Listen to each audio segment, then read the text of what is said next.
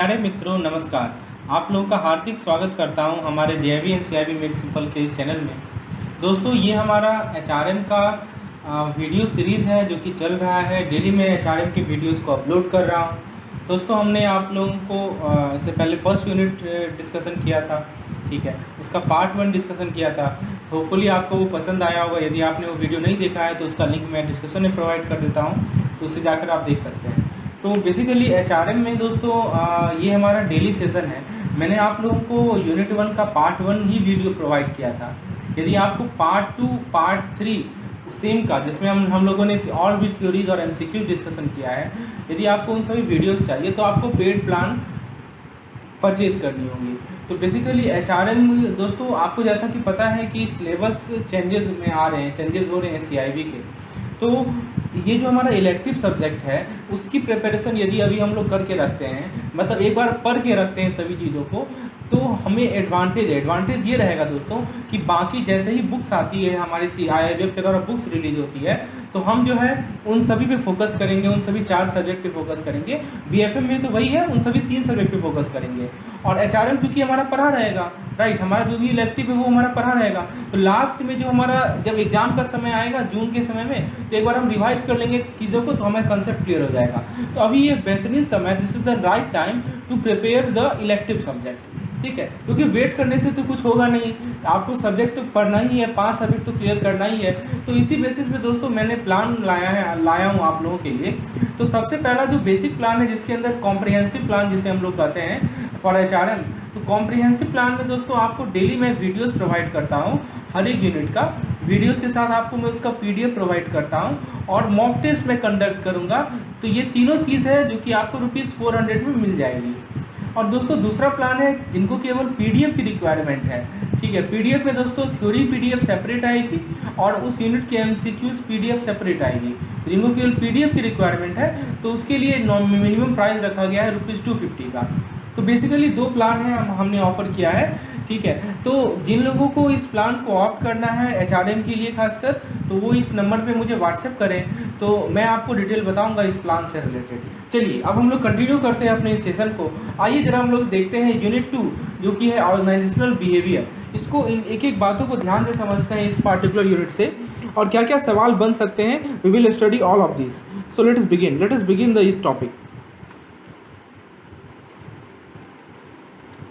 तो दोस्तों सबसे पहला जो यहाँ पे ऑथर का नाम आता है वो है। पहले टॉपिक को शुरुआत करने से पहले मैं आप लोगों को थोड़ा इंट्रोडक्शन दे दूँ, इसमें हम लोग क्या क्या पढ़ने वाले हैं, what we are going to study in this unit.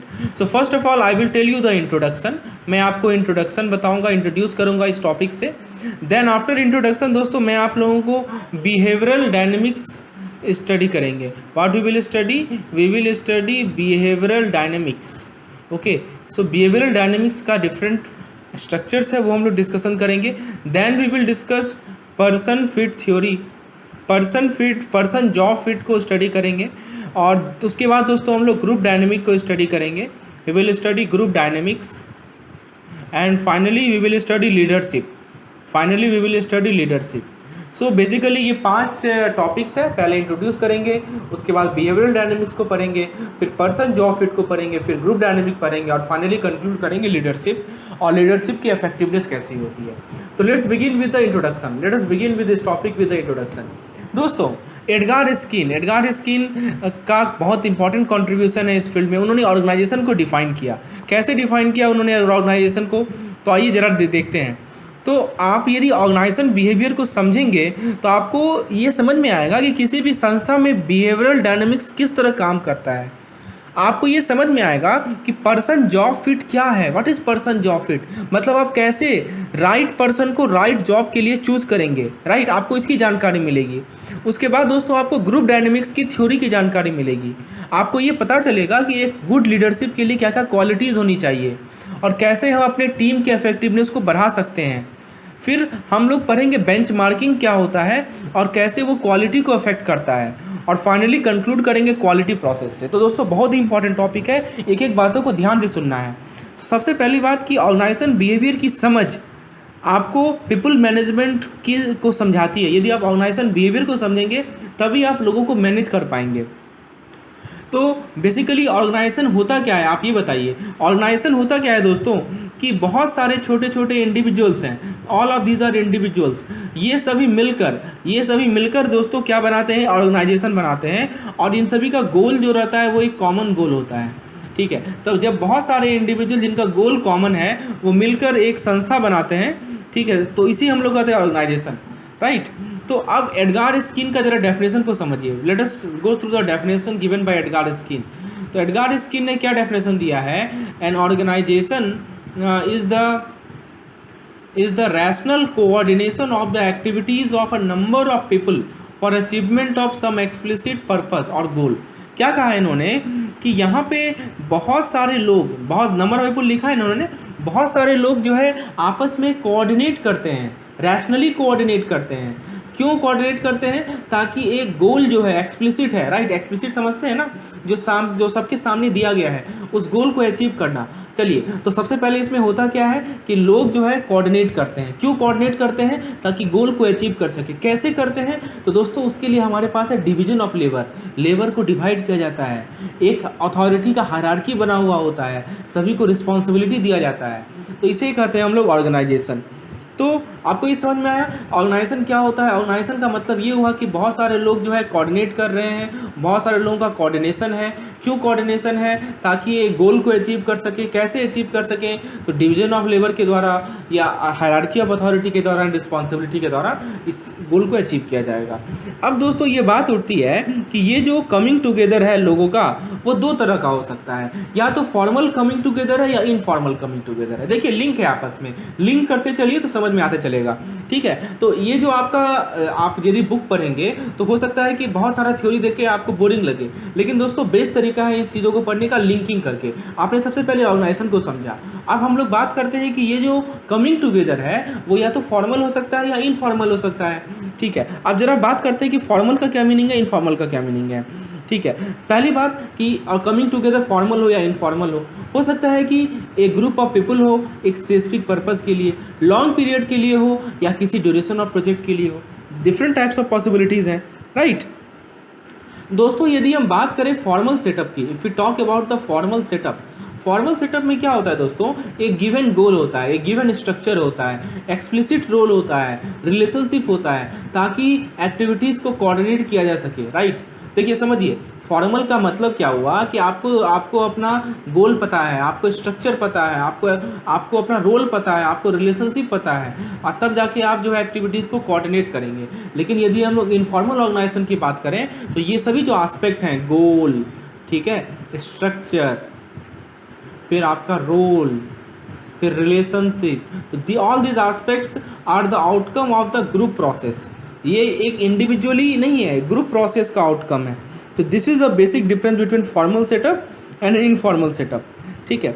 चलिए, तो ये चीज़ आपको समझ में आ गया कि ऑर्गेनाइजेशन होता क्या है। एडगार स्किन ने ऑर्गेनाइजेशन को डिफाइन किया। उन्होंने कहा कि एक ऐसा ऑर्गेनाइजेशन के अंदर जो है बहुत सारे लोग साथ आते हैं, ग्रुप में आते हैं, एक कॉमन ऑब्जेक्टिव होता है उनका, वो डिवीजन ऑफ लेबर के द्वारा, हायरार्की के द्वारा उस पार्टिकुलर गोल को अचीव करते हैं। अब जो कमिंग टुगेदर है वो फॉर्मल होगा, इनफॉर्मल होगा, छोटे समय के लिए होगा, लंबे समय के लिए होगा, एक ग्रुप ऑफ पीपल के लिए द्वारा होगा, कॉमन पर्पस के लिए होगा। फॉर्मल सेटअप में दोस्तों जो हमारा गोल है, स्ट्रक्चर है, एक्सप्लिसिट रोल है, ठीक है, ये सभी डिफाइन होता है, वेल डिफाइन होता है। और इनफॉर्मल में ये सभी चीज़ें ग्रुप प्रोसेस होते हैं। चलिए आगे बढ़ते हैं हम लोग। Let us move forward, let us see the next concept. अब दोस्तों हम लोग बिहेवियरल इंट्रोडक्शन तो हमने समझ लिया। अब बात करते हैं दोस्तों बिहेवियरल डायनेमिक्स की, right. Let us talk about behavioural dynamics. So what is behavioural dynamics. तो बिहेवियरल डायनेमिक्स में सबसे पहले देखते हैं ऑर्गेनाइजेशन चार्ट को। ऑर्गेनाइजेशन चार्ट क्या होता है दोस्तों, हमारा जो फॉर्मल ऑर्गेनाइजेशन स्ट्रक्चर है उसका एक सिंपल और अंडरस्टैंडेबल रिप्रेजेंटेशन है ऑर्गेनाइजेशन चार्ट, ठीक है। तो organisation chart is the simple and understandable representation of the formal organisation structure. अब दोस्तों ये ऑर्गेनाइजेशन चार्ट आपको एक क्लियर ओवरव्यू देता है कि उस पार्टिकुलर संस्था का शेप क्या है, उस पार्टिकुलर संस्था का स्ट्रक्चर क्या है, ठीक है। और ये एक ब्लूप्रिंट है। ब्लूप्रिंट है किसके लिए, ताकि आप प्रॉपरली कंसेप्चुअलाइज कर सकें, फर्दर थिंकिंग कर सकें, एक डिस्कशन बोर्ड बना सकें, ठीक है। यदि आप ऑर्गेनाइजेशन चार्ट को अच्छे से ड्रॉ करेंगे तो वो आपको बताएगा कि ऑर्गेनाइजेशन का फिलॉसफी क्या है, उसका हायरार्की क्या है, उसका लाइन और स्टाफ अथॉरिटी क्या है, उसके रिस्पॉन्सिबिलिटी लेवल्स क्या क्या है, चेन ऑफ कमांड क्या है, सभी चीज़ बताता है हमारा ऑर्गेनाइजेशन चार्ट। डिसेंट्रलाइजेशन है या नहीं है, ठीक है, तो ये सभी चीज़ बताता है हमारा ऑर्गेनाइजेशन चार्ट। उसके बाद ये हमें it also helps and guide the management in evolving changes as demanded by the environment and for faster realisation of goal, ठीक है। तो ये आपको हेल्प करता है और गाइड करता है मैनेजमेंट को चेंज को इन्वॉल्व करने में एज डिमांड, जैसा कि हमारा इन्वायरमेंट डिमांड कर रहा है, ठीक है, तो उस तरह से चेंजेस लाना पड़ेगा, ठीक है, और ताकि हमारा गोल को अचीव कर सकें हम लोग, ठीक है। तो देखिए ऑर्गेनाइजेशन चार्ट जो है मैनेजमेंट को गाइड करता है कि इन्वायरमेंट में जो जो चेंजेस आ रहे हैं उसके अकॉर्डिंगली आप भी चेंज करें ताकि हमारा गोल अचीव किया जा सके, राइट। तो एक गुड जो आदमी मान लीजिए नया रिक्रूटमेंट लिया है, जो नया आदमी आया है, उसको एक गाइड की तरह काम करता है ताकि वो अपने ऑर्गेनाइजेशन को इनिशिएट कर सके और अथॉरिटी को समझ सके, अपने रिस्पॉन्सिबिलिटी लेवल को समझ सके। तो ये एक ब्लूप्रिंट है हमारा ऑर्गेनाइजेशन चार्ट। मान लीजिए कोई नया आदमी आया, उस पार्टिकुलर ऑर्गेनाइजेशन को ज्वाइन किया, तो उसे चाहिए ना कि हाँ कि अथॉरिटी लेवल क्या है, हायरार्की लेवल क्या है, उसकी जिम्मेवारी क्या क्या है, इसको समझने के लिए वो ऑर्गेनाइजेशन चार्ट का हेल्प ले सकता है, ठीक है। तो आपको समझ में आ गया ऑर्गेनाइजेशन चार्ट क्या होता है। चलिए वेरी गुड, आगे बढ़ते हैं। नाउ दोस्तों हम लोग डिस्कस करते हैं अपने नेक्स्ट टॉपिक को, जो कि है फॉर्मल एंड इनफॉर्मल ऑर्गेनाइजेशन, ठीक है। तो दोस्तों फॉर्मल ऑर्गेनाइजेशन का मीनिंग क्या होता है कि इसमें स्ट्रक्चर और रोल को एक ऑर्गेनाइज मैनर में डिफाइन किया जाता है, ठीक है।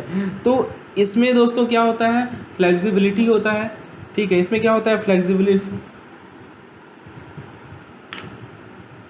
इसमें दोस्तों फ्लेक्सिबिलिटी होता है, डिस्क्रिशन का रूम होता है, और दोस्तों method of recognition of individual talent and capacity होता है, ताकि आप जो है इंडिविजुअल टैलेंट और कैपेसिटी को रिकॉग्नाइज कर पाएँ। इसके अंदर वो मेथड होता है दोस्तों। तो ये तो था हमारा फॉर्मल ऑर्गेनाइजेशन, ठीक है। एक ऑर्गेनाइज मैनर में हम लोग स्ट्रक्चर को डिफाइन करते हैं, और आप लोग क्या कर सकते हैं इसमें फॉर्मल ऑर्गेनाइजेशन से क्या कर सकते हैं कि इंडिविजुअल के टैलेंट को रिकॉग्नाइज कर सकते हैं, फ्लेक्सिबिलिटी होता है, ठीक है।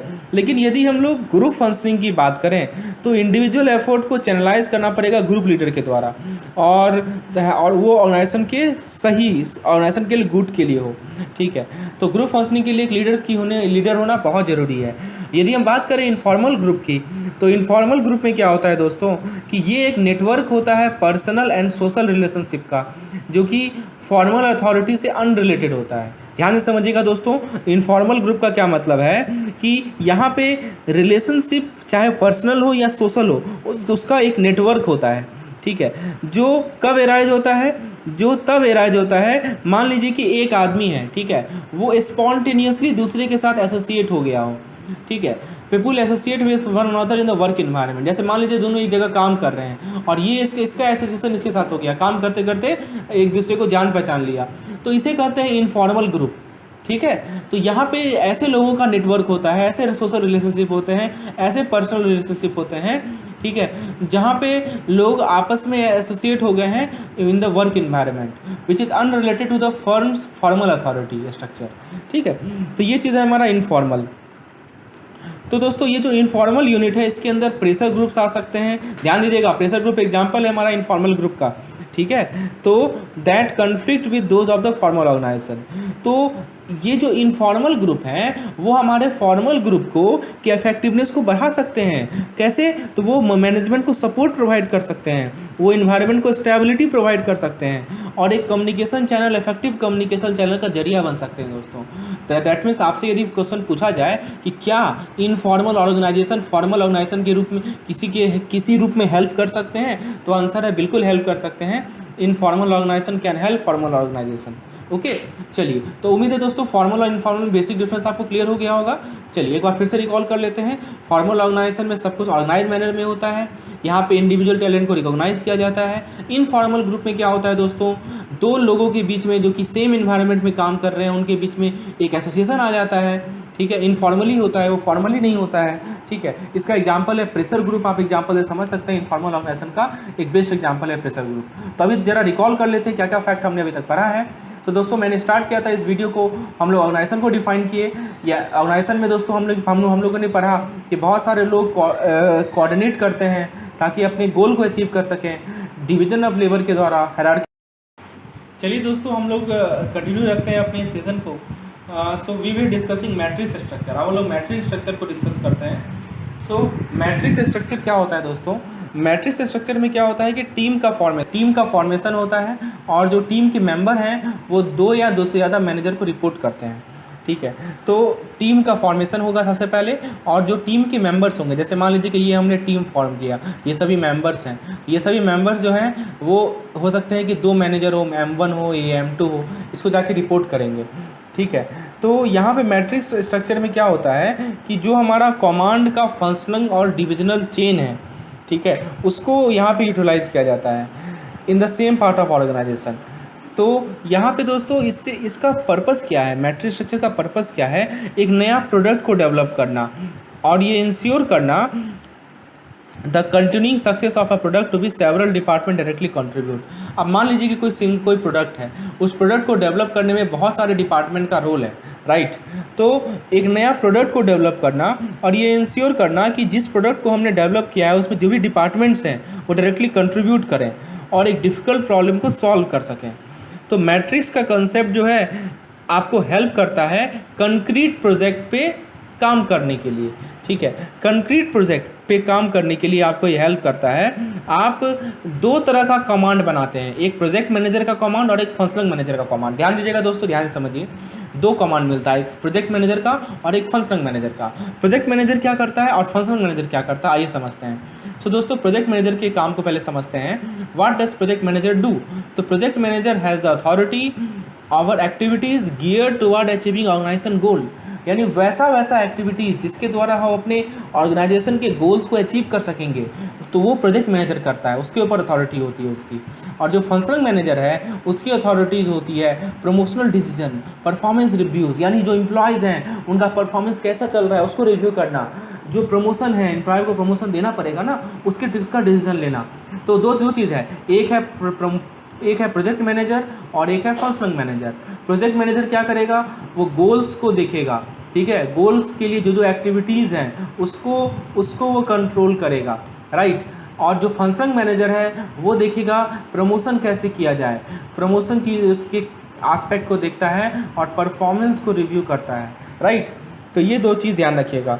तो आपको इसका बेस्ट एग्जांपल बताएं, ऑटोमोबाइल का जो एंसिलियरी फर्म होता है, ठीक है, जिसका मान लीजिए लॉन्ग टर्म कॉन्ट्रैक्ट है एक लीडिंग ऑटोमोबाइल मैन्युफैक्चरर, मान लीजिए मारुति के साथ, मारुति सुजुकी का एक ऑटोमोबाइल का एंसिलरी फर्म के साथ जो कॉन्ट्रैक्ट होता है दोस्तों, ये बेस्ट एग्जांपल है हमारा मैट्रिक्स स्ट्रक्चर का। क्योंकि हमारा एक प्रोडक्ट है ना, ऑटोमोबाइल का एक प्रोडक्ट है, और उसको सक्सेसफुल बनाने के लिए बहुत सारे डिपार्टमेंट है जो कि आपस में काम कर रहे होते हैं, और उन्हीं डिपार्टमेंट में एक होता है प्रोजेक्ट मैनेजर और एक होता है फंक्शनल मैनेजर। प्रोजेक्ट मैनेजर इस बातों का ध्यान रखता है कि जो हमारा ऑटोमोबाइल प्रोडक्शन है, जो हमारा गोल है, वो उसके लिए जो एक्टिविटीज़ की रिक्वायरमेंट है उस पर उसको मॉनिटरिंग करता है। और जो फंक्शनल मैनेजर है वो देखता है प्रमोशनल रेवेन्यूज़ को, वो देखता है परफॉर्मेंस रिव्यूज़ को, राइट। तो this is called matrix structure. उम्मीद है दोस्तों इसका कंसेप्ट आपको क्लियर हो गया होगा। अब हम लोग आगे बढ़ते हैं, आते हैं हम लोग नेक्स्ट टॉपिक पे, जो कि है डिविजनल स्ट्रक्चर। तो डिविजनल स्ट्रक्चर में क्या है दोस्तों, किसी भी डिविजनल ऑर्गेनाइजेशन में कॉरपोरेट डिवीजन जो है वो एक ऑटोनोमस बिजनेस ऑपरेट करता है अंडर लार्ज कॉरपोरेट अम्ब्रेला, उसका ऑटोनोमस बिजनेस होता है, ठीक है। तो यहाँ पे क्या होता है दोस्तों, सेल्फ कंटेन्ड SBU क्या होता है, स्ट्रैटेजिक बिजनेस यूनिट, ठीक है। और ये जो SBUs होते हैं ना, बहुत सारे SBUs होते हैं, स्ट्रैटेजिक बिजनेस यूनिट होते हैं। मान लीजिए ये SBU1 है, ये SBU2 है, ये SBU3 है, ठीक है। तो ये सभी SBU क्या कहते हैं कि ये सभी प्रोडक्ट बनाते हैं, सिंगल प्रोडक्ट, ठीक है। तो सिंगल प्रोडक्ट बनाता है, ये प्रोडक्ट बनाएगा, ये प्रोडक्ट P1 बनाया, मान लीजिए ये प्रोडक्ट P2 बनाया, ये प्रोडक्ट P3 बनाया। तो ये जो डिफरेंट SBUs हैं वो अलग अलग प्रोडक्ट बनाते हैं, और उनका जो कंट्रोलिंग अथॉरिटीज़ होता है, ठीक है। हाँ, तो ये the controlling authority focus on the result. तो कंट्रोलिंग अथॉरिटीज़ जो होगा, इन तीनों का कंट्रोलिंग अथॉरिटी जो होगा वो रिजल्ट पे फोकस करेगा, ठीक है। वो एक्टिविटीज़ को कंट्रोल करेगा और सपोर्ट सर्विस प्रोवाइड करेगा इन सभी SBUs के बीच में, समझ में आ रहा है दोस्तों। एक कंट्रोलिंग अथॉरिटी होगा जो कि इन सभी एसबीयूज को कंट्रोल कर रहा होगा, और उसका काम क्या है कंट्रोलिंग अथॉरिटी का, वो आपस में एक्टिविटीज़ को कोऑर्डिनेट करेगा, सपोर्ट सर्विस प्रोवाइड करेगा। ठीक है, तो ये पॉइंट है। तो आपको समझ में आया कि डिविजनल ऑर्गेनाइजेशन में क्या होता है। कॉर्पोरेट डिवीजन जो है ऑटोनोमस बिजनेस की तरह, जैसे ये जो एसबीयूज है ना, ये सभी कॉर्पोरेट्स हैं, अपना अपना ऑटोनोमी है इनका। ठीक है, और ये सभी कंट्रोल होते हैं हमारे कंट्रोलिंग अथॉरिटी के द्वारा। ठीक है, तो यहाँ पे दोस्तों फंक्शनल डिपार्टमेंट जो होते हैं वो डिवीजन के गोल को अचीव करते हैं। तो ये है हमारा डिविजनल स्ट्रक्चर। ठीक है, जब डिफरेंट एसबीयूज हैं, अपना अपना प्रोडक्ट बना रहे हैं, एक कंट्रोलिंग अथॉरिटीज़ है जो कि इन सभी को कंट्रोल कर रहा है। ठीक है, तो ये सभी पॉइंट्स को हमें डिस्कशन अभी तक किया है। आगे बढ़ते हैं दोस्तों, हम लोग स्टडी करते हैं ऑर्गेनिक स्ट्रक्चर को। What is organic structure? Organic structure में दोस्तों क्या होता है कि यहाँ पे फ्लैट स्ट्रक्चर होता है, यहाँ पे केवल 1 या 2 लेवल ऑफ मैनेजमेंट होता है। जैसे ये मैनेजमेंट, ये लेवल नंबर 1 हो गया और ये लेवल नंबर 2 हो गया, इससे ज़्यादा लेवल नहीं होता है। ठीक है, और यहाँ पे डिसेंट्रलाइज अप्रोच है मैनेजमेंट का, emphasising a decentralise approach to the management that encourages high employ movement in decision making. ठीक है, यहाँ पे दोस्तों ये जो स्ट्रक्चर है इसके अंदर स्मॉल बिजनेस क्रिएट किए जाते हैं या इंटरप्राइज क्रिएट किए जाते हैं जो कि कस्टमर के नीड को रैपिडली क्या कर सके, रिस्पॉन्ड कर सके। मान लीजिए ये कंज्यूमर है, इसको रिक्वायरमेंट है सर्टेन नीड्स की, इसको मान लीजिए कि किसी प्रोडक्ट की रिक्वायरमेंट है। ठीक है, तो इसके प्रोडक्ट की जो रिक्वायरमेंट है इसको तुरंत फुलफिल करवाना है, और उसके लिए ऑर्गेनिक स्ट्रक्चर रोल प्ले करेगा, वो रिस्पॉन्ड करेगा, जो हमारे कस्टमर की नीड है, जो कंज्यूमर की नीड है उसको रिस्पॉन्ड करेगा। अब बात करते हैं फंक्शनल स्ट्रक्चर की। तो फंक्शनल स्ट्रक्चर में क्या होता है दोस्तों, सिमिलर और रिलेटेड ऑक्यूपेशनल स्पेशलिटीज़, ठीक है, और process together under familiar heading of finance, manufacturing. अब देखिए क्या हो रहा है कि यहाँ पे मान लीजिए कि बहुत सारे ग्रुप्स हैं ना जिनका सिमिलर स्पेशलिटीज़ है, उसको हम लोग क्या कर लेते हैं, एक हेडिंग बना दिया फाइनेंस, फाइनेंस के अंदर ये सभी आ गया, मैन्युफैक्चरिंग के अंदर ये आ गया, मतलब एक जनरलाइज कर दिए हैं। जो भी हमारा डिफरेंट स्मॉलर ऑक्यूपेशनल था, हाँ, उसको हमने क्या किया दोस्तों, उसको हमने एक पार्टिकुलर हेड के अंदर डाल दिया, जैसे फाइनेंस के अंदर डाल दिया, मैन्युफैक्चरिंग के अंदर डाल दिया, मार्केटिंग, अकाउंट रिसेबल, रिसर्च, इन सभी के अंदर डाल दिया। So this is our functional structure. ये हमारा क्या है, फंक्शनल स्ट्रक्चर है। इसके बाद दोस्तों हम लोग नेक्स्ट पॉइंट को डिस्कशन करते हैं। नेक्स्ट पॉइंट है हमारा, अब देखिए यहाँ पे एक चीज़ को समझिए दोस्तों, यहाँ पे बहुत इंपॉर्टेंट पॉइंट मैं बता रहा हूँ कि ऑर्गेनाइजेशन जो है वो रिस्क करता है। ठीक है, तो अभी तक हमने क्या देखा कि देर आर 2 इंटरडिपेंडेंट आस्पेक्ट। एक है पीपल, आपस में दो आस्पेक्ट है जो कि आपस में इंटरडिपेंडेंट है।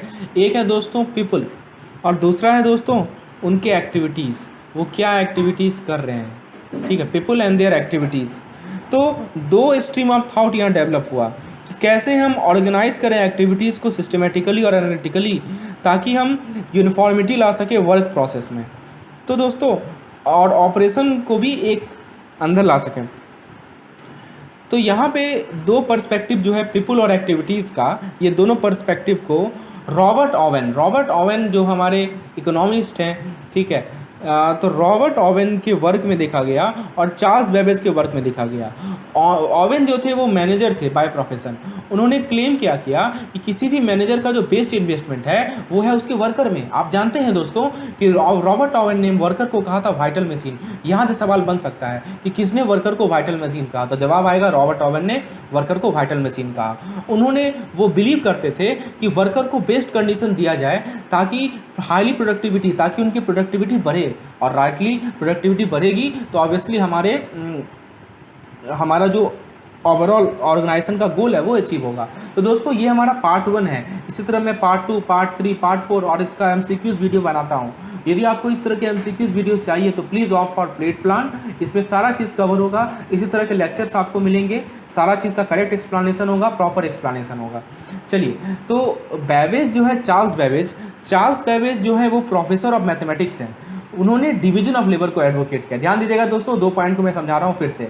सबसे पहली बात रॉबर्ट ओवन ने क्या कहा, वर्कर को वाइटल मशीन कहा। दूसरी बात चार्ल्स बेबेज ने कहा डिवीजन ऑफ लेबर। मैंने आपको बोला ना कि 2 एक्टिविटीज़, 2 चीज़ इंटरडिपेंडेंट है, वो है पीपल और एक्टिविटीज़।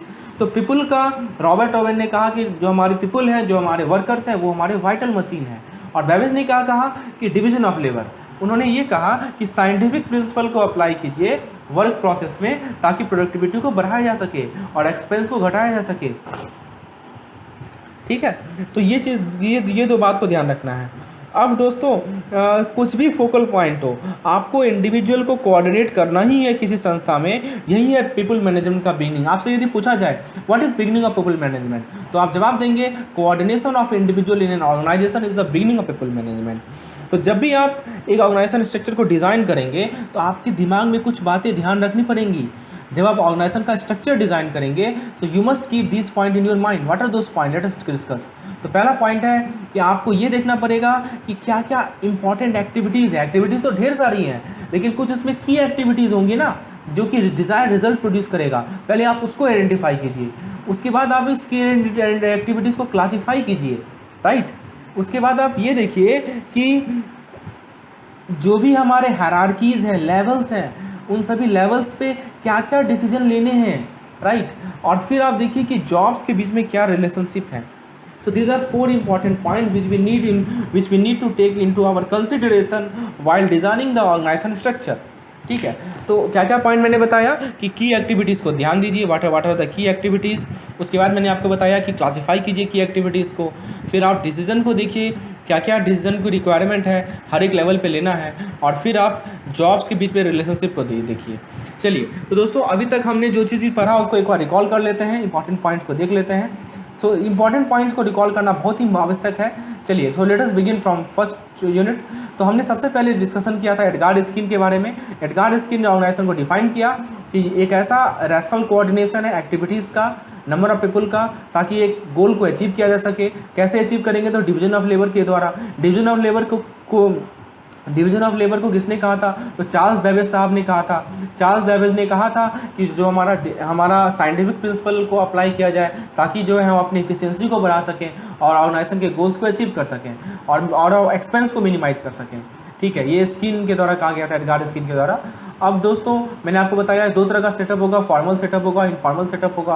फॉर्मल सेटअप में आपका जो गोल होगा, स्ट्रक्चर होगा, एक्सप्लिसिट रोल होगा और रिलेशनशिप होगा। और इनफॉर्मल सेटअप में जो है ये सभी चीज़ें ग्रुप प्रोसेस का आउटकम्स होते हैं। तो ये चीज़ हमने डिस्कशन किया। इसके बाद हमने क्या बताया दोस्तों आपको, इसके बाद मैंने आपको ऑर्गेनाइजेशन चार्ट्स के बारे में बताया कि जो न्यू रिक्रूटमेंट है उसको यदि जानकारी चाहिए कि उसकी क्या रिस्पॉन्सिबिलिटीज़ हैं, क्या क्या हायरार्कीज़ हैं, तो वो ऑर्गेनाइजेशन चार्ट्स का हेल्प लेता है। ये बेसिकली एक ब्लूप्रिंट होता है पूरे के पूरे ऑर्गेनाइजेशन का। इसके अंदर hierarchical structure, line and staff authority, फिर आपका chain of command, line of delegated authority, ये सभी चीज़ इंक्लूडेड होते हैं। इसके बाद हमने क्या डिस्कशन किया, further we have discuss formal and informal organisation. 2 तरह के ऑर्गेनाइजेशन होते हैं। तो फॉर्मल ऑर्गेनाइजेशन में फॉर्मल ऑर्गेनाइज मैनर में सब चीज़ें होती हैं। इनफॉर्मल में दोस्तों आपको मैंने एग्जाम्पल बताया प्रेशर ग्रुप। ठीक है, तो ये सब एग्जाम्पल मैंने आपको बताया। नेक्स्ट कंसेप्ट मैंने डिस्कशन किया था मैट्रिक्स स्ट्रक्चर का। मैट्रिक्स स्ट्रक्चर में बहुत सारे SBUs होते हैं। प्रत्येक SBUs को अपना अपना क्या करना होता है दोस्तों, यहाँ पे टीम को फॉर्म किया जाता है। हाँ, यहाँ पे मैंने आपको बताया था प्रोजेक्ट मैनेजर के बारे में और एक फंक्शनल मैनेजर के बारे में। तो प्रोजेक्ट मैनेजर क्या करता है, वो एक्टिविटीज़ को कंट्रोल करता है, और जो फंक्शनल मैनेजर होता है वो प्रमोशनल डिसीजन और परफॉर्मेंस रिव्यू को लेता है। एग्जाम्पल के तौर पर मैंने आपको बताया था ऑटोमोबाइल एंसिलरी फर्म का, इसका कॉन्ट्रैक्ट है हमारा ऑटोमोबाइल मैन्युफैक्चरर के द्वारा। तो ये मैट्रिक्स स्ट्रक्चर था। इसके बाद हमने क्या डिस्कशन किया था दोस्तों, we have discussed divisional structure. यहाँ पे मैंने डिफरेंट SBUs के बारे में बताया था। Self content strategic business unit, प्रत्येक SBUs अपने अपने प्रोडक्ट को प्रोड्यूस करते हैं और उनका एक कंट्रोलिंग अथॉरिटीज़ होता है जो इन सभी SBUs को सपोर्ट प्रोवाइड करता है, कंट्रोल करता है इनके एक्टिविटीज़ को। ये जो हमारा कंट्रोलिंग अथॉरिटी है वो लार्ज कॉर्पोरेट अम्ब्रेला है, और ये जो SBUs है वो हमारे कॉर्पोरेट डिविजन्स हैं। ठीक है, और इनका अपना गोल्स होता है, उसको अचीव करते हैं। इसके बाद हमने क्या डिस्कशन किया था, ऑर्गेनिक स्ट्रक्चर। ऑर्गेनिक स्ट्रक्चर में मैंने क्या बताया आपको कि यहाँ पे बहुत कम लेवल होते हैं, 2 ही लेवल होते हैं, लेवल 1 और लेवल 2। और ये इनका काम क्या होता है कि जो हमारे कंज्यूमर्स हैं, इनका जो भी डाउट, इनका जो भी प्रॉब्लम्स है, इसको तुरंत रिजॉल्व करते हैं, right. So decision making highly efficient होता है इनका। फिर हमने डिस्कशन किया फंक्शनल स्ट्रक्चर का। ठीक है, तो यहाँ पे क्या करते हैं दोस्तों कि हम लोग ग्रुपिंग करते हैं, जो सिमिलर वर्क है उसको एक हेड के अंदर डाल दिए। जैसे मान लीजिए फाइनेंस के अंदर डाल दिए, मैन्युफैक्चरिंग के अंदर डाल दिए, मार्केटिंग के अंदर डाल दिए। तो ये है हमारा फंक्शनल स्ट्रक्चर। फिर हमने क्या डिस्कशन किया, हमने ओवेन के बारे में बताया आपको। ओवेन जो है उन्होंने एडवोकेट किया, उन्होंने कहा कि लेबर जो होते हैं, जो वर्कर होते हैं, वो वाइटल मशीन है, और उन्होंने कहा कि हम यदि बेटर कंडीशन प्रोवाइड करेंगे वर्कर को तो हमारा प्रोडक्टिविटी बढ़ेगा। बैबेज ने क्या किया, बैबेज ने कहा, वो मैथमेटिक्स के प्रोफेसर थे, उन्होंने डिवीजन ऑफ लेबर को एडवोकेट किया। उन्होंने कहा कि यदि साइंटिफिक प्रिंसिपल को अप्लाई किया जाए तो प्रोडक्टिविटी बढ़ेगा और एक्सपेंस घटेगा। ठीक है, तो फिर हमने क्या देखा कि यदि आपको ऑर्गेनाइजेशन स्ट्रक्चर को डिज़ाइन करना है तो कुछ बातों का ध्यान रखना पड़ेगा। आपको पहले की एक्टिविटीज़ देखना पड़ेगा, क्या क्या की एक्टिविटीज़ हैं, उसको क्लासीफाई करना पड़ेगा, डिसीजन लेना पड़ेगा और एनालाइज करना पड़ेगा जॉब्स के बीच के रिलेशनशिप को। So these are the important point that we have discuss today. इसके बाद दोस्तों मैं नेक्स्ट लेक्चर में पर्सनल जॉब फिट को दूंगा। ठीक है, नेक्स्ट लेक्चर मैं पेड मेंबर को प्रोवाइड करूंगा। ठीक है, I will provide the next lecture to the paid member. We will discuss all important concept like this and after the complete theory discussion we will have a MCQ session. सो बने रहने के लिए धन्यवाद। इस lesson को और भी लोगों तक पहुँचाइए। धन्यवाद।